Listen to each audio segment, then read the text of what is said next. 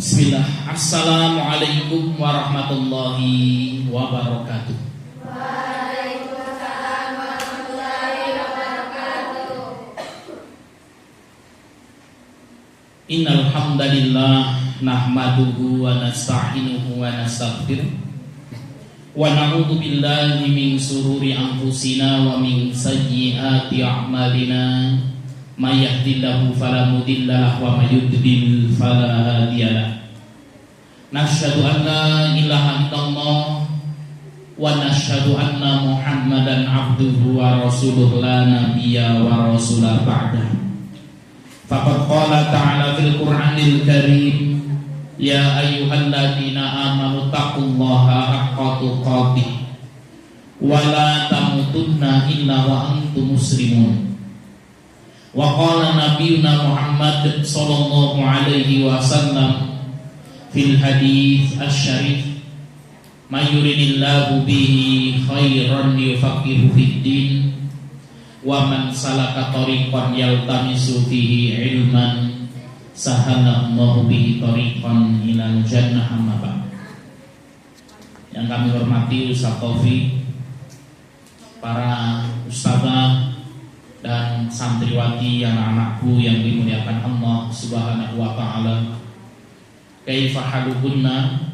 Alhamdulillah bil khair wa kaifa bika Ustaz? Alhamdulillah bi khairin wa afiyatin. Anak-anakku yang dimuliakan Allah Subhanahu wa taala, puji syukur kita aturkan atas syariat Allah yang telah memberikan kepada kita banyak sekali nikmat dan hidayahnya, baik itu nikmat iman, Islam, dan juga nikmat kesehatan, sehingga pada kesempatan malam hari ini kita bisa kembali hadir ya dalam kajian ini. Shalawat dan salam semoga senantiasa tercurahkan kepada junjungan Nabi besar kita Muhammad Sallallahu Alaihi Wasallam beserta keluarganya, para sahabatnya, para tabi'in, tabi'ut tabi'in, dan seluruh pengikutnya yang senantiasa mengikuti jejak dan risalah beliau sampai yaumul qiyamah. Anak-anakku santriwati Pondok Pesantren Al-Abror yang dimuliakan Allah Subhanahu wa taala, banyak sekali kaum muslimin, terutama generasi-generasi muda Islam yang menuntut ilmu. Banyak orang berpikir seseorang akan sukses kalau memiliki banyak ilmu. Namun anak-anakku yang dimuliakan Allah Subhanahu wa taala, ternyata kunci kesuksesan hidup baik di dunia maupun di akhirat itu bukan karena banyaknya ilmu kita. Banyaknya ilmu itu tidak menjamin seseorang akan mendapatkan kesuksesan baik di dunia maupun di akhirat. Cerdasnya seseorang itu tidak menjamin seseorang akan mendapatkan kesuksesan baik di dunia maupun di akhirat. Kalau orang yang cerdas, hafal Quran bahkan bersama qiraah sab'ah asrah sugro dan kubro, hafal Sahih Bukhari dan Sahih Muslim, ya, kemudian banyak matan-matan yang dihafal, itu tidak menjamin seseorang itu mendapatkan keselamatan baik di dunia maupun di akhirat. Pinternya seseorang menjawab segala pertanyaan itu tidak menjamin seseorang itu akan mendapatkan kesuksesan dunia dan akhirat. Kalau kita berbicara tentang kepandaian, hari ini luar biasa kita berada ya di zaman teknologi yang begitu canggih. Di dalam dunia digital ada namanya AI. Ya, AI ini kemudian apa? Ya, alat-alat yang kemudian apa? Yang sangat luar biasa sekali untuk mempermudah segala urusan dan keperluan kita. Ya, hari ini yang masyhur itu ada namanya ChatGPT. Ya, ChatGPT itu misalnya. Itu kalau kita mau bertanya apa saja yang melalui aplikasi ini, semua pertanyaan akan dijawab dengan baik. Kita bertanya tentang hadis, dijawab. Kita bertanya tentang tafsir, dijawab. kita bertanya tentang fikih dijawab. Semua pertanyaan akan dijawab oleh ChatGPT ini. Oleh karena itu anak-anakku yang dimuliakan Allah Subhanahu wa taala, kalau kita belajar tujuannya supaya pinter saja, maka kita telah memiliki tujuan yang sama. Lalu apa Ustaz yang bisa menyelamatkan kita baik di dunia dan di akhirat? Yang bisa menyelamatkan kita baik di dunia maupun di akhirat bukan banyaknya ilmu, namun barokahnya ilmu itu. Ya. Apa? Ya, bukan banyaknya ilmu, namun barokahnya ilmu. Banyak orang yang kemudian apa? Ya bersungguh-sungguh mencari banyaknya ilmu, pengen jadi juara 1, juara 2, juara 3, bahkan ketika datang ujian rela nyontek supaya dapat peringkat 1. Nah ini yang dicari adalah apa? Banyaknya ilmu, ya, bukan barokahnya ilmu. Oleh karena itu anak-anakku yang dimuliakan Allah Subhanahu wa taala, carilah barokahnya ilmu. Adapun kecerdasan, Ustaz, yang si fulanah itu Ustaz, kalau menghafal cepet banget Ustaz, ya kalau kemudian apa setorannya cepet, majunya pertama, ya kalau habis ujian nilainya bagus-bagus 90, 100 dan lain sebagainya. Sedangkan saya Ustaz, kalau menghafal susah, kalau belajar memahaminya susah, kalau ujian nilainya 60, nilainya 70 paling gede. Anak-anakku yang dimuliakan Allah Subhanahu wa taala, kalau kita sudah belajar sungguh-sungguh, menghafal sungguh-sungguh, namun kok hafalan yang kita peroleh sedikit, janganlah bersedih. Yang penting kita sudah bersungguh-sungguh. Kalau kita sudah belajar sungguh-sungguh, ketika datang ujian nilai kita kecil, maka jangan kita bersedih. Kecepatan menghafal, kecerdasan IQ seseorang itu sudah apa? Anugerah dari Allah Subhanahu wa taala. Ya. Namun apa? Carilah, fokuslah, ya, jangan berfokus dengan banyaknya ilmu, namun cari berkahnya ilmu itu. Kalau ilmu kita berkah, insya Allah walaupun ilmu kita sedikit akan menghantarkan kita kepada kesuksesan dunia maupun akhirat. Ilmu kita banyak namun tidak barokah anak-anakku yang dimuliakan Allah Subhanahu wa taala, maka ilmu itu tidak akan bermanfaat bagi kita. Ilmu kalau sudah tidak barokah jadi buah simalakama. Mau diamalkan sulit, apalagi mau didakwahkan. Ilmu yang kita cari kalau tidak barokah, ini bisa menjadi bencana baik di dunia maupun di akhirat. Bahkan rusaknya tatanan hidup manusia itu disebabkan oleh seorang alim yang kemudian apa? Dia tidak mengamalkan ilmunya tersebut. Ya, orang yang banyak ilmunya namun tidak mengamalkan ilmunya, justru malah dia apa? Melanggar ilmu-ilmu syar'i itu. Nah, inilah orang-orang yang menjadi mufsiduna fil ardh. Orang-orang yang merusak bumi itu bukan orang-orang bodoh, bukan. Justru rusaknya bumi itu disebabkan oleh orang-orang pinter yang ilmunya tidak barokah. Masya Allah. Sekarang Ustaz tanya, orang-orang yang jadi pejabat dan korupsi itu orang-orang pinter atau orang-orang bodoh? Hah? Orang-orang pinter, sekolahnya S1, S2, S3. Lah kalau enggak pinter enggak jadi pejabat. Mereka orang-orang pinter. Namun kemudian apa? Ilmunya yang banyak itu tidak barokah sehingga ya merugikan orang lain. Ya. Anak-anakku yang dimuliakan Allah Subhanahu wa taala, maka berdoalah kepada Allah Subhanahu wa taala agar kita mendapatkan barokah ilmu. Lalu bagaimana caranya agar kita mendapatkan barokahnya ilmu itu? Lihat, nah ini. Insyaallah kita akan ya kaji ya kitab Tadhkiratus Sami' fi Adabil Alim wal Muta'allim, ya agar kita kemudian mendapatkan barokahnya ilmu itu. Ustaz setelah lulus SMP masuk ke pondok pesantren. Ada Ustaz mondoknya itu ya waktu SMA. Ya, waktu SMP masih di luar. Alhamdulillah antum SMP sudah masuk pondok. 4 tahun kita belajar di pondok pesantren, 2 tahun khidmat tugas setelah lulus. Setelah 2 tahun khidmat, 1 tahun menghafal Quran. 1 tahun menghafal Quran, belajar kuliah dan mulazamah di Yaman 4 tahun. Pulang, ya ngurusin pesantren sambil nyambi kuliah lagi. Dan Ustadz memperhatikan, ya selama bertahun-tahun belajar, banyak di antara kawan-kawan Ustadz itu yang pintar. Bahkan kepintarannya luar biasa, cepat menghafalnya. Namun kemudian dalam proses menuntut ilmunya, ya dia masih kalah dengan orang yang biasa-biasa saja.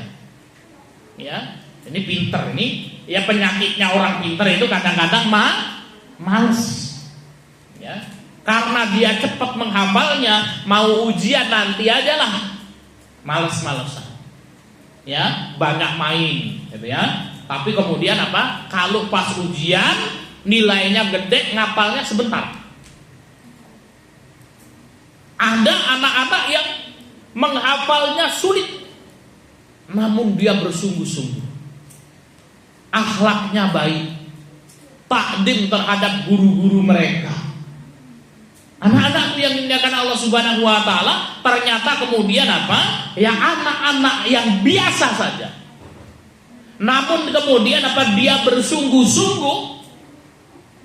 Dia kebanyakan lebih sukses daripada yang hanya sekedar pinter namun tidak sungguh-sungguh. Ya. Maka kalau antum itu Allah takdirkan ngapalnya sulit. Oh nilai raportnya 60, 70 nggak usah bersedih. Yang penting antum sungguh-sungguh berdoa kepada Allah, minta barokahnya ilmu, insya Allah ilmu tersebut akan bermanfaat. Nah kalau antum ngafalnya cepat, gunakan kecepatan menghafal itu untuk bersungguh-sungguh, jangan sampai kalah dengan yang lain. Insya Allah nanti juga akan mendapatkan barokahnya ilmu. Anak-anakku yang dimuliakan Allah Subhanahu wa taala, maka di antara sebab ilmu itu barokah, ya disebutkan oleh Ibnu Jamaah, yaitu ayakna'a minal quti bima tayassar. Apa itu artinya? Yaitu ayakna'a minal qut, yaitu apa? Membatasi makanan, ya tidak banyak makan. Jadi makanannya sederhana. Masya Allah, ya. Kita akan ya kemudian apa? Baca di kitabnya. Wa in kana yasiran wa minal libasi bima yastu.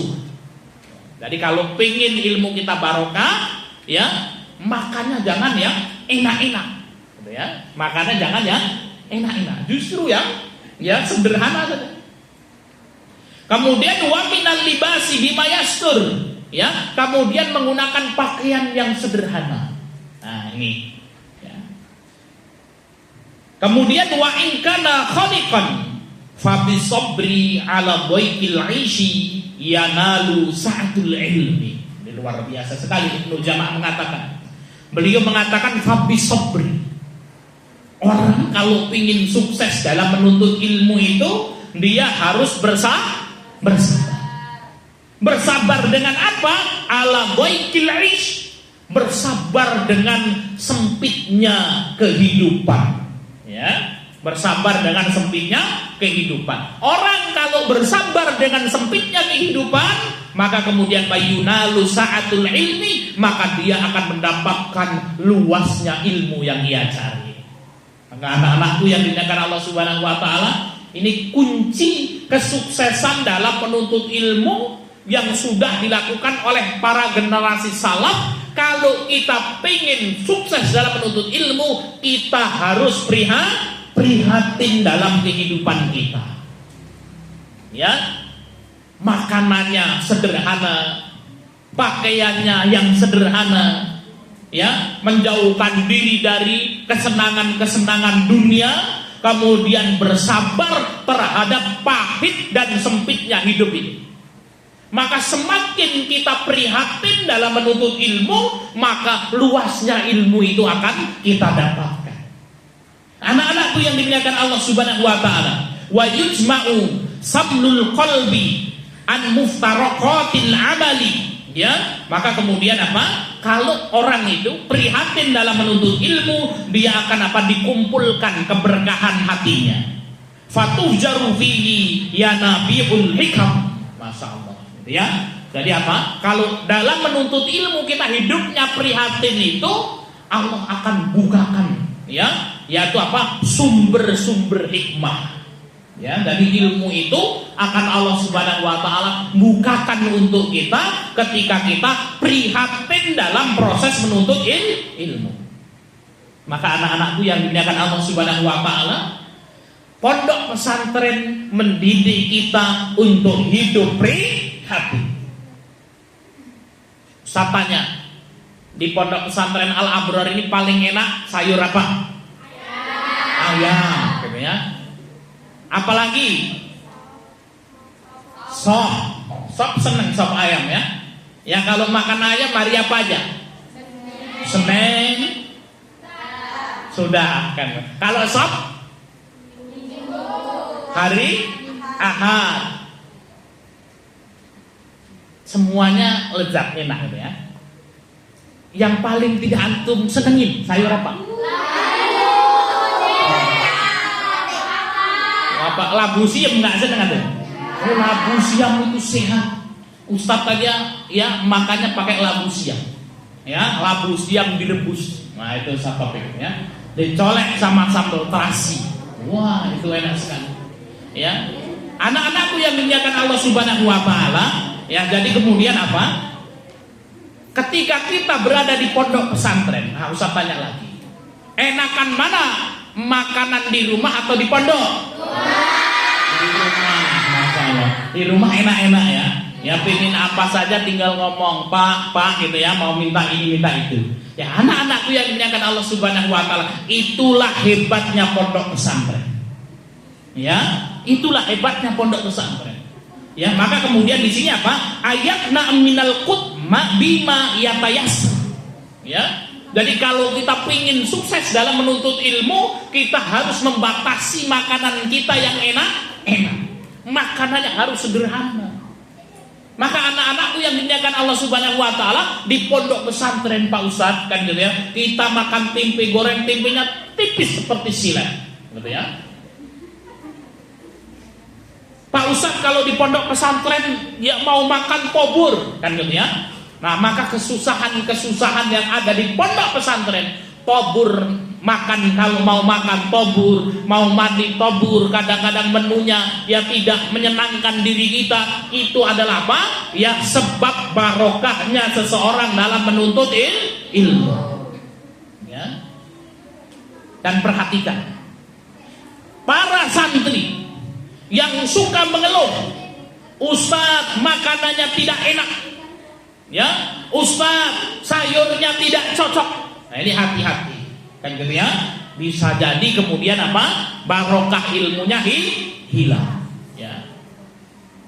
Antum ingin tahu rasa apa namanya lauk yang paling enak? Pengen nggak? Bagaimana caranya lauk itu enak? Tahu caranya? Apa itu?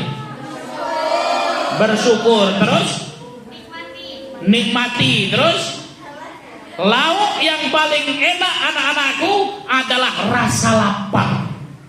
Apa? Rasa lapar. Antum harus biasakan itu. Kenapa lauk tidak enak? Biasanya kita banyak duit, sering pergi ke kantin, jajan empek-empek, jajan cireng, jajan apa yang namanya ini? Risol, ya. Habis itu semua makanan dibeli, ketika datang waktu makan sudah kenyang, melihat labu siam jadi tidak enak. Coba di antara antum yang gak pernah dapat sangu dari orang tuanya, gak dikasih duit sama orang tua, ya, maka kemudian apa? Di tempat kita ada, ya, seorang santri yang kemudian jarang dikasih uang jajan. sama orang tua. Jadi betul-betul memanfaatkan waktu makan itu. Ya, ketika waktu makan yang lain tidak makan, dia senantiasa makan. Rasa lapar yang ia rasakan itu menjadi lauk terlezat bagi dirinya itu. Ya, maka catat ya, lauk terlezat adalah rasa lapar. Ya, kalau antum lapar, insya Allah seluruh makanan, bahkan nasi putih campur garam, itu rasanya seperti fried chicken. Ya, kenapa? Karena lapar. Maka anak-anakku yang dimuliakan Allah Subhanahu wa taala, ya, yang membuat kita ya tidak lapar, ya mengatakan lauknya tidak enak dan lain sebagainya, karena kita memiliki sesuatu yang lain. Ya. Kalau kita cuma punya satu saja, insya Allah itu akan menjadi lezat. Seperti Ustaz Taufik ini, istrinya berapa Ustaz? Satu. Ya, Ustaz juga istrinya satu kan. Ya, laki-laki yang istrinya cuma satu, dia akan mengatakan apa? Istriku adalah wanita paling cantik sedunia. Ya. Kenapa? Karena tidak punya yang lain. Ustaz. Yang lain tidak ada. Ya. Maka kemudian apa? Istrinya akan menjadi wanita tercantik di dunia. Begitu juga makanan dan sesuatu yang kita miliki, anak-anak yang dimuliakan Allah Subhanahu wa taala. Ya, kalau kita cuma punya satu makanan, yaitu apa? Menu makanan di pondok, dan ketika itu kita lapar, maka kemudian apa? Ya, tempe silet serasa pizza. Akan enak rasanya. Dan ketika itu kemudian apa? Kita akan bersyukur kepada Allah Subhanahu wa taala. Maka anak-anakku yang dimuliakan Allah Subhanahu wa taala, jangan sampai ada di antara kita yang mengeluh, Ustaz, makanannya tidak enak. Ya, makan, syukuri. Ya. Maka kemudian bahwa qala Syafi'i rahimahullah, Imam Syafi'i rahimahullah mengatakan, la yatlubu ahadun hadzal ilmi bil mulki wa izzi nafsi fayuflih. Kata Imam Syafi'i apa? Beliau mengatakan la yatlubu ahadun hadzal ilmi bil mulki wal izzi nafsi fayuflih. Tidak akan sukses, kata Imam Syafi'i, orang yang menuntut ilmu bil mulki itu dengan segala kesenangan yang ada, wa izzi nafsi dan segala kekayaan yang ada. Ya, perhatikan, ya. Dari apa? Imam Syafi'i mengatakan orang kalau menuntut ilmu enak-enak itu tidak akan sukses, kata Imam Syafi'i. Ya. Orang menuntut ilmu, duit antum banyak, ya. Oh, dapat sangu dari orang tua berapa? 1 bulan 500.000, 1 bulan 1 juta misalnya, ya. Kemudian apa antum bisa beli apa saja yang antum mau? Hati-hati. Kata Imam Syafi'i apa? Ya, orang kok menuntut ilmu, kok hidupnya enak dalam proses menuntut ilmunya, hati-hati, dia tidak akan sukses dalam menuntut ilmunya. Ilmunya apa? Akan berkurang barokahnya. Akan berkurang barokahnya. Masya Allah. Walakin man talabahu bidulli nafsi. Namun apa? Ya, orang yang menuntut ilmu, kalau kemudian apa? Bidulli nafsi, itu merasakan kehinaan diri. Wadikil ishi. Ya, perhatikan. Kalau Ustaz sedang menjelaskan, perhatikan. Jangan ngobrol sendiri. Ya, supaya tidak hilang barokah ilmunya. Wadikil ish, ya, akan tetapi orang yang menuntut ilmu dengan kesungguhan dan sempitnya kehidupan, wa khidmatil ulama'i aflaha, dan kemudian apa? Dia ya menuntut ilmunya apa? Bersungguh-sungguh, bekerja keras, hidupnya susah, khidmat dan takdim terhadap guru-gurunya, aflah, pasti dia akan sukses dalam menuntut ilmu. Anak-anakku yang dimuliakan Allah Subhanahu wa taala, kalau kita lihat sejarah para salafus saleh, Imam Syafi'i, Imam Bukhari, dan para ulama yang memiliki keilmuan luar biasa, tidak ada di antara mereka yang kemudian apa? Ya, apa namanya? Ya, menjadi orang yang bermudah-mudah atau berkaya-kaya ketika menuntut ilmu. Maka Imam Syafi'i mengatakan ini berdasarkan pengalaman beliau. Imam Syafi'i rahimahullah, yang ya disebut dengan madhab Syafi'i kan gitu ya, itu beliau lahir di Gaza. Lahirnya di mana? Gaza, di Palestina, yang hari ini sedang digempur habis-habisan oleh Israel. Ya, kemudian apa? Ya, Imam Syafi'i ketika lahir bapaknya sudah meninggal dunia. Bayangkan, berarti apa? Anak ya? Anak yatim. Ibunya itu ya tidak banyak duitnya untuk menyekolahkan Imam Syafi'i, sampai ibunya itu menjual selendangnya untuk membiayai sekolahnya Imam Syafi'i. Pergilah Imam Syafi'i mondok. Ya, ketika mondok di tempat Imam Malik di Madinah, ya, Imam Syafi'i itu nebeng di pondok pesantren ya sambil bantu masak. Ya, di sini ada ibu dapurnya. Ya, ada ya. Jadi ada santri yang kemudian apa? Dia tidak bayar SPP, kemudian apa? Dia bantuin masak ibu dapur itu. Ya, bantuin bekerja, nyuci piring, masak dan lain sebagainya. Itu Imam Syafi'i rahimahullah. Supaya kemudian bisa belajar di pondok pesantren. Susah nggak itu hidupnya Imam Syafi'i? Susah. Kemudian Imam Syafi'i itu ya yang lain bawa pena, bawa kertas, Imam Syafi'i tidak punya. Untuk mendapatkan kertas dan pena itu, Imam Syafi'i harus apa? Mengais-ngais di tong sampah. Ya, kalau ada cuilan kertas diambil, kemudian digunakan untuk menulis.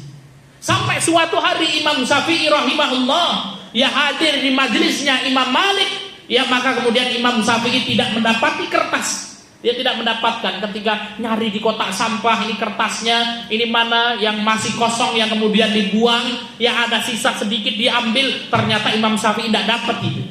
Sampai kemudian apa biasanya Imam Syafi'i kalau duduk di depan, ini di belakang paling pojok, karena kemudian tidak membawa alat tulis. Kenapa tidak membawa alat tulis? Karena kemudian apa? Imam Syafi'i tidak punya duit untuk beli alat tulis. Maka di pondok ujung sana itu, ya, seperti mbak-mbak yang baju coklat itu. Ya. Ketika kemudian apa? Imam Malik membacakan hadis, dilihat ada seorang pemuda pojok paling belakang, dia menulis, namun apa? Menulis dengan air liurnya. Ya, kemudian ditulis di tangannya. Dilihat tidak ada kertasnya. Satu hari berlalu, diperhatikan hari kedua Imam Syafi'i tidak dapat kertas itu. Duduk di paling ujung lagi, nulisnya cuma seperti ini. Dilihat lagi. Hari ketiga, ada lagi di sana. Hari ketiga dipanggil sama Imam Malik, ya fata, wahai pemuda, kenapa kau duduk paling belakang, paling pojok itu? Dan kami perhatikan dari 3 hari yang lalu teman-temanmu membawa buku, membawa pena mencatat, engkau tidak membawa pena, engkau tidak membawa kertas, justru engkau yang mainan dengan air liurmu. Maka kemudian Imam Malik mengatakan apa? Coba bacakan hadis, ya, dari hari pertama yang aku bacakan sampai hari ketiga, sampai hari ini. Imam Malik tidak bertanya kenapa kau tidak punya, namun apa? Imam Malik mengatakan apa? Bacakan hadis yang 3 hari kemarin aku bacakan. Maka dibacakan ya seluruh hadis yang dibacakan oleh Imam Malik dari hari pertama sampai hari ketiga, sampai kemudian apa? Tidak ada salah baik titik maupun komanya. Semuanya dibaca dari awal sampai akhir. Cerdasnya Imam Syafi'i rahimahullah. Dan kemudian ditanya, kenapa kau tidak menulis? Wahai Imam, aku tidak memiliki pena, tidak memiliki kertas yang bisa digunakan untuk menulis. Anak-anakku yang dimuliakan Allah Subhanahu wa taala, seperti inilah maka beliau mengatakan layak lubu ahadun hadal ilmi bil mulki wa izi nafsi fayuflih. Orang yang menuntut ilmu kok kemudian apa? Dia tidak prihatin dalam proses menuntut ilmunya, dia tidak akan mendapatkan barokah ilmu, dia tidak akan pernah sukses dalam menuntut ilmu. Walakin man talabahu bidulli nafsi. Namun orang yang ilmunya barokah itu adalah orang yang dalam menuntut ilmunya itu prihatin hidupnya, wabikil ish, sulit hidupnya itu. Wa hikmatil ulama'i aflah, kemudian apa? Dia bersungguh-sungguh, sulit hidupnya, dia khidmat dan takdim terhadap guru-guru mereka. Mari kita lihat anak-anakku yang dimuliakan Allah Subhanahu wa taala. Jangan terlalu senang, alhamdulillah. Ya, Pak Ustadz, kalau saya mah ya setiap bulan lancar Pak Ustadz kirimannya. Berapa? 500.000 Pak Ustadz. Justru anak-anakku yang dimuliakan Allah Subhanahu wa taala, Kita bisa melihat yang anak-anak yang kemudian susah hidupnya, nggak setiap bulan dikirim oleh bapaknya, maka kemudian kadang-kadang dia nggak punya duit untuk jajan, kadang-kadang melihat kawannya jajan dia meneteskan air mata, maka orang-orang inilah ketika kemudian dia menuntut ilmu, kelak dia akan menjadi orang-orang besar. Barokah ilmu. Dan kita lihat anak-anak yang sekolah baik di pondok maupun di luar sana, ya, sekolah di luar. Ketika berangkat sekolah, ya dikasih motor sama orang tuanya, motor PCX. Motor apa lagi yang bagus-bagus? NMAX kan gitu ya. Pakai PCX, pakai NMAX. Wah, masya Allah ya, setil kan gitu. Kemudian ada anak yang lain. Yang lain pakai motor, ini pakai sepeda ontel. Ya, sepeda ontelnya pun sudah rongsokan, second, pedalnya hilang satu. Berangkat dia kemudian ke sekolah, kepanasan dan lain sebagainya. Mungkin ya bajunya kemudian ketiaknya sobek, ya, mungkin bokongnya sobek, bolong kan. Dia nggak punya duit kemudian untuk membeli itu. Kira-kira yang sungguh-sungguh itu yang pakai motor atau yang pakai sepeda? Yang pakai sepeda dia akan bersungguh-sungguh.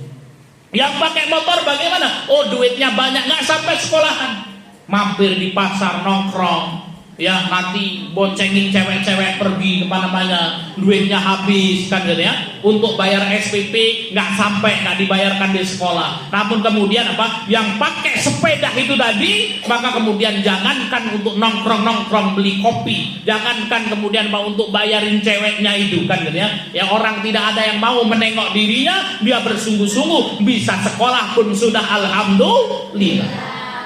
Maka kemudian dia akan bersungguh-sungguh, dan biasanya ini orang-orang yang akan sukses di masa yang akan datang. Maka anak-anakku yang dimuliakan Allah Subhanahu wa taala, barokah ilmu itu karena keprihatinan kita dalam menuntut ilmu. Siapa yang prihatin dalam menuntut ilmu, dia akan mendapatkan barokahnya ilmu. Ya, maka kuncinya apa? Ya, di sini disebutkan tadi, ya, fabi sabri ala dzikil ishi yunalu sa'atul ilmi. Itu kuncinya. Siapa yang bersungguh-sungguh dan bersabar terhadap sempitnya hidup, mereka yang akan mendapatkan luasnya ilmu itu. Maka anak-anakku yang dimuliakan Allah Subhanahu wa taala, di antara hal yang Ustaz syukuri adalah Allah menakdirkan Ustaz untuk belajar di Yaman. Orang kalau mendengar, ini lulusan mana? Yaman. Ya, hebat Timur Tengah itu. Padahal Yaman itu adalah negeri yang paling miskin di Jazirah Arab. Negeri yang paling miskin di Jazirah Arab. Ketika kita datang 2014 ke sana, ya kita masuk ke kota Yaman itu, kita lihat motornya, kita lihat mobilnya, itu seperti film ya di tahun 1945 di Indonesia itu. Ya, bodoh motornya di sana. Ya, namun kemudian mati lampu, ya, sering mati lampu. Di tempat kita alhamdulillah, Yaman itu negeri yang sangat panas. Di Yaman Selatan itu kemudian sering mati lampu. Kita tinggal satu asrama dengan orang Arab, dengan orang Yaman. Ya, kadang-kadang kawan-kawan kita kalau mandi seminggu sekali, setiap Jumat saja mandi. Ya, gemuk, mati lampu, umpek-umpekan, keringetnya sebesar jagung-jagung. Ya, aduh, kita pusing. Ya, makan apa adanya. Namun dengan kesusahan itu, masya Allah, tabarakallah. Ya, Allah mudahkan. Barokah ilmu itu bisa kita rasakan. Kalau kita tinggal di asrama, kemudian kita mau ke kampus, itu perjalanan pakai mobil itu sekitar 30 sampai 45 menit. Kita naik bus, jalan dulu. Ya, kita jalan 10 menit, kita lanjut dulu saat kopi ya. Kita jalan dulu 10 menit, 15 menit sampai ke terminal. Habis itu kita ngangkot naik bus sampai kemudian kita ke kampus. Kalau pulang siang hari, ya jam 12:30 kita pulang dari kampus itu. Ya, maka kemudian kita naik bus, dan jarak terminal dengan asrama itu jauh. Kita harus jalan dulu. Ya, kalau kepingin cepat kita harus naik taksi. Namun kalau naik taksi itu bayarnya 1.000 rial Yamani. 1.000 rial. Padahal kita cuma punya duit 100 rial. Jadi kadang-kadang kalau kita mau naik taksi, kita ngumpulin orang 5 karena taksinya sudah full diisi oleh orang 5 itu. Kemudian apa? Ya kita iuran 100 jadinya 500. Kita datang, ya cegat Pak taksi itu Pak, ya kita mau pulang ke sana, ya bayarnya berapa? Aduh 1.000 enggak, kita cuma punya khomsah mi'ah bas, 500 doang. Ya, oh nggak bisa, pergi. Sampai kemudian kita menemukan ya Pak taksi yang mempunyai belas kasihan dengan kita, ya. Lihat ini mukanya kok sengsara amat kan gitu ya. Ya sudahlah dibawa, ya sudah 500 tidak apa-apa. Kemudian apa kita bisa naik taksi yang turunnya di depan asrama kita. Anak-anakku yang dimuliakan Allah Subhanahu wa taala, ya, di Yaman itu Masya Allah tabarakallah, kadang-kadang duit tidak bisa kita ambil. Kenapa? Karena perang ketika itu. Ya, dulu pernah Ustaz ceritakan, ya, ketika datang waktu liburan.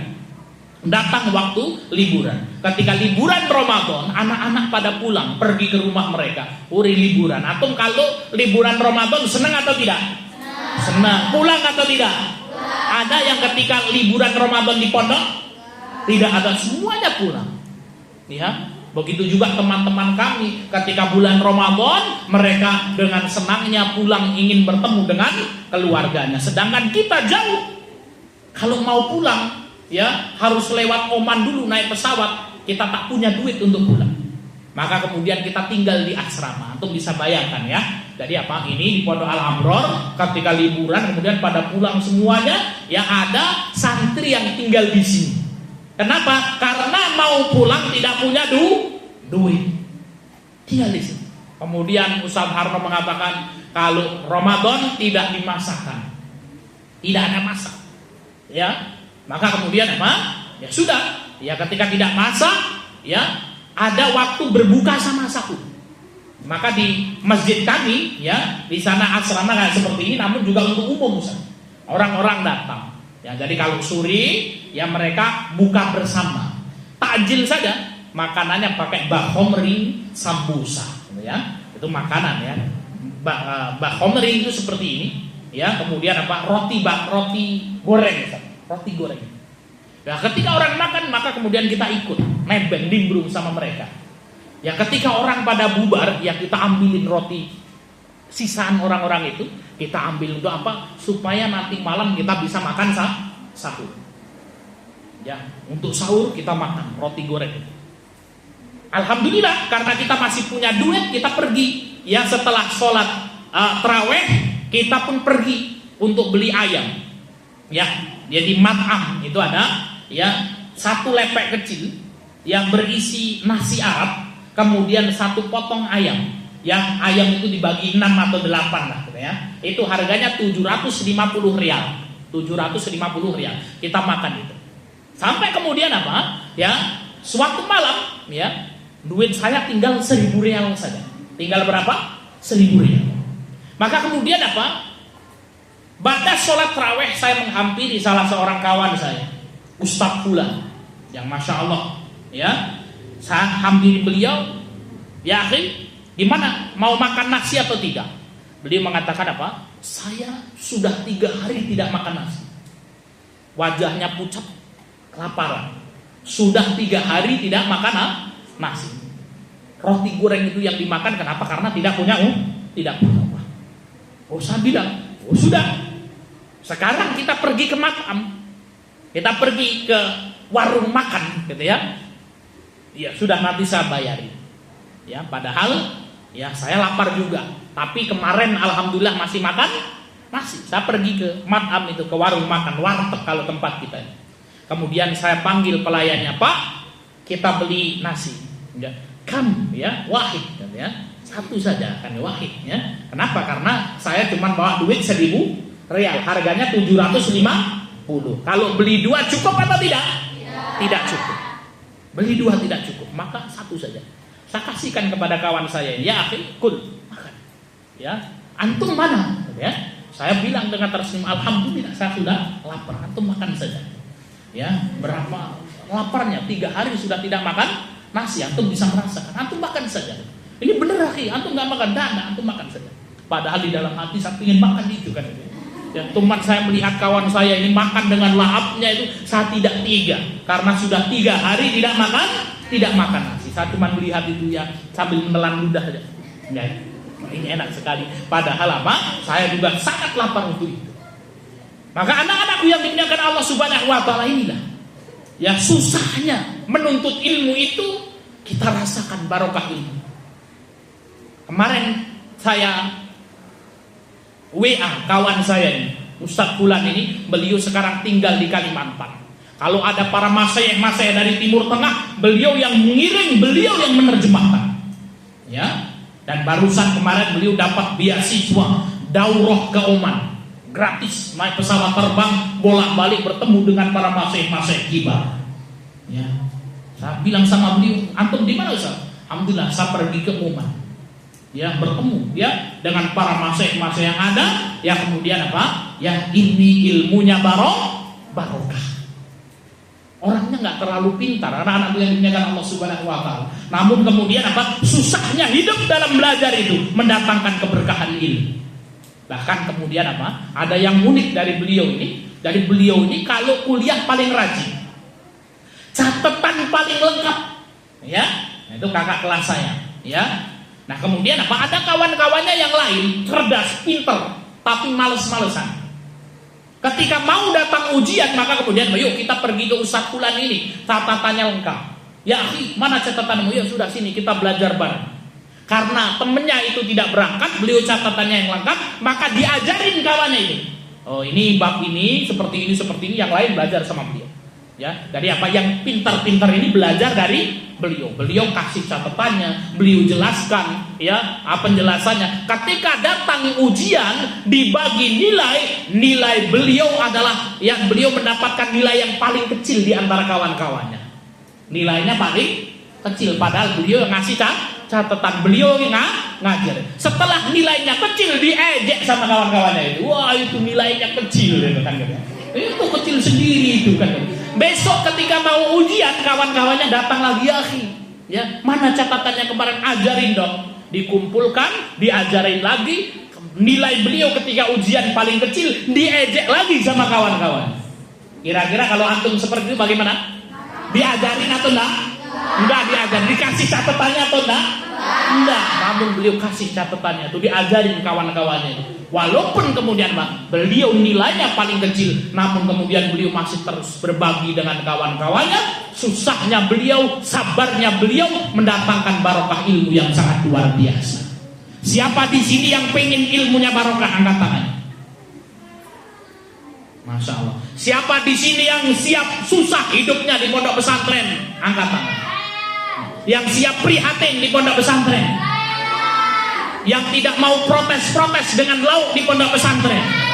Masya Allah ya. Mudah-mudahan anak-anaknya ya ini disaksikan sama Ustadz sama Ustadzah ya. Jadi kemudian apa, besok kalau lauknya tidak enak, maka kemudian apa? Bilang apa? Oh besok menunya apa? Labu siem. Alhamdulillah, mudah-mudahan ilmunya barokah.